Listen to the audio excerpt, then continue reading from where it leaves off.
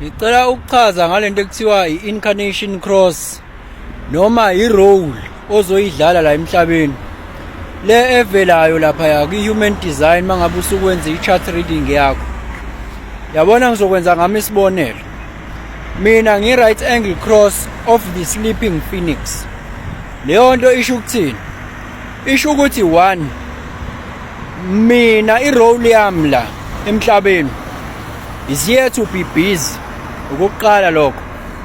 Number 2, i-role yami eyokurevitalize izinto. It involves the cycle of dying and waking up. So if I see myself dying or shutting down the old, I know that I don't have to panic. I have to relax because my role involves dying and waking up. That is the sleeping phoenix. Inyoni leyo yase Arab that dies and wakes up. Yabo? If I see something collapse, I know what is still going to come up more stronger than before. Angithi yabo? So that is the role in every situation. Empilweni yami kuzoba ne cycle of dying, waking up, dying, waking up, yabo? Dying mhlambe, losing old people, losing old places, losing old jobs, losing old businesses, only to find something new. It's not a matter of being defeated. Yabo? That is my incarnation cross. And I'll find myself busy because I have what? I have that channel of 34 watt 20 incarnation cross yam. I'll find myself busy because I'm energetic. That is part of what I'm here to do. I am going to find myself an individual that is constantly busy. Yabo?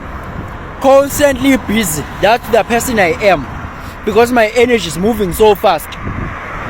So leyo nto leyo akuyona into ekumele ukuthi ngilokhu ngizama ukuyenza, iyazenzekela yona wherever I go. It's my frequency that I bring in this world. Mine, I will always find myself busy with things that I love. Yabo? It's part of what? It's part of my soul purpose, part of my incarnation cross, part of my role. To be what? To be busy. Starting something ukuthi inyuke. I don't have to worry if that thing collapses at some point and then I start another one. That is my soul purpose as well. Yabo? So esengiqonda ukuthini? Esengiqonda ukuthi nawe ungabikho ukudideka esayidini lakho.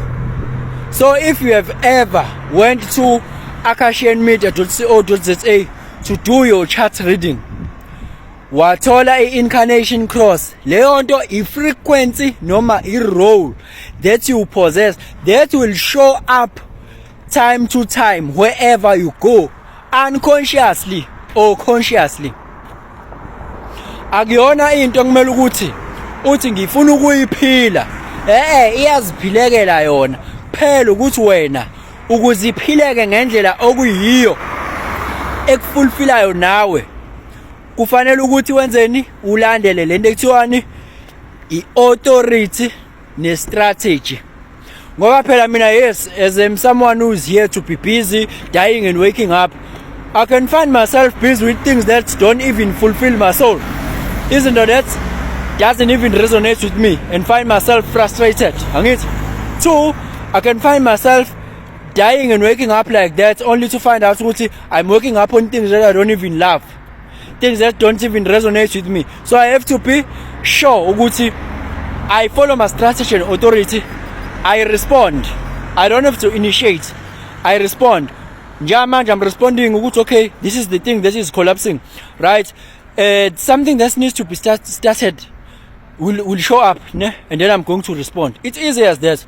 So I don't have to start new projects out of my mind and like be all over the show. No. I follow my strategy and authority. So if you follow your strategy and authority, you are going to fulfill that incarnation cross that you are here to play. Or that you possess in your own life. Yabona nje umuntu one incarnation cross of limitation. Uzokutshela lo muntu lo unama limitations empilweni yakhe. Kuyenzeka azazi limit kwayena qobo lwakhe. Ukuthi things are not even possible. We don't have to go to such an extent. Angithi yabo? Umuntu one cross of limitation. is here to put limitation into place, yabo.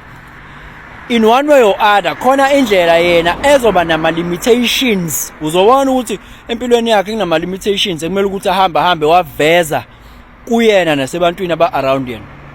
Mhlawumbe uzothola ukuthi uhlobo lomuntu olwazi ukusiza abantu ukuthi be navigate through ama limitations athile akhona la empilweni. Okay, we know that government is here to limit us into this. We know that umthetho is limiting us into this. So ukuthi lo muntu uzithola nama project athile noma esema guidance athile okusiza abantu ukuthi how to navigate la kulento ekuthiwa ama limitations and laws and regulations and all of those things. Uyithole lapho ngoba limitations is part of yena into ayizele la ukuthi azoqondisa abantu ama limitations asebenza kanjani, put limits into things because ayikho into engena limits la emhlabeni, yabo. And again uthola ukuthi umuntu one cross of rulership is here to rule, yabo. Time to time uyithola enze njani, uyithola a ruler la khona is either use in charge in one way or other, usayithola se in charge nje. So ithola sekuyena kumele enakekela abantu ukuthi they need to be educated, resources, sharing of resources, education, yabo, taking care of those things automatically. Thola sekwenzeka lokho. But the main thing is it needs to be in alignment with you. You are not here to do something that you don't even love. You are not here to do something that does not even satisfy you, yabo, make you to be at peace or ezokwenza ukuthi ube na that, yabo, fulfillment empilweni yakho. So leyo nto le ukwazi ukuyifulfilla uma ngabe uzofollowa your strategy and authority. Strategy and authority, good people, iyona nto yokuqala leyo, iyona nto yokuqala before anything else, iyona nto yokuqala leyo on how to engage with life, yabo. Ngoba ngale kwalokho you are going to live as a not self for the rest of your life.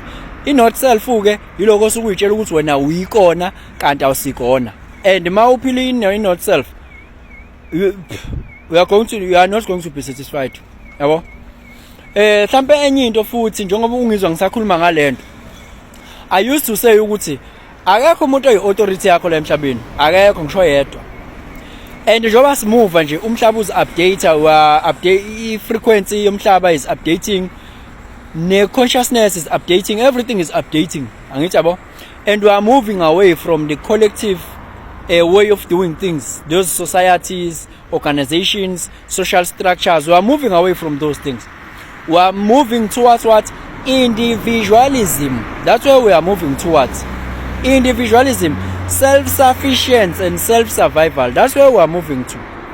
So you'll see these things of leaders, social leaders, government leaders, cultural leaders. You see them. It's not ukuthi it's a mistake ukubathola ukuthi now they are fumbling.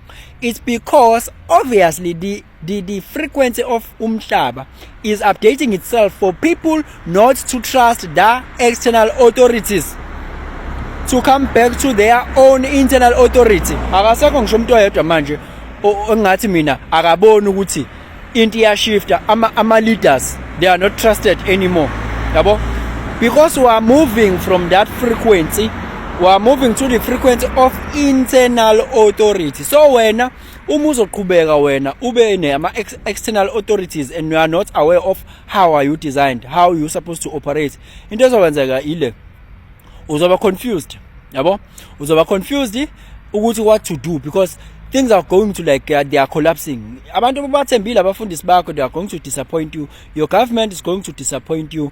Your social leaders are going to disappoint you. Even at times your parents are going to disappoint you, yabo.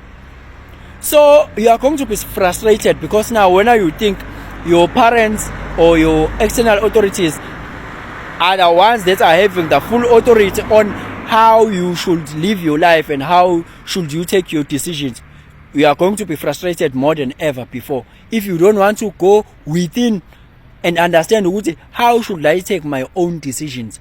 I can consult to people just to consult with them depending on the authority yakitini, but that bus stops with you. That is the thing. Not even your teacher, not even anyone. You need to understand that. Yeah. So I'm just helping 2027. We are beginning that cycle going forward. Yeah. CEO akashenmedia.co.za yona le.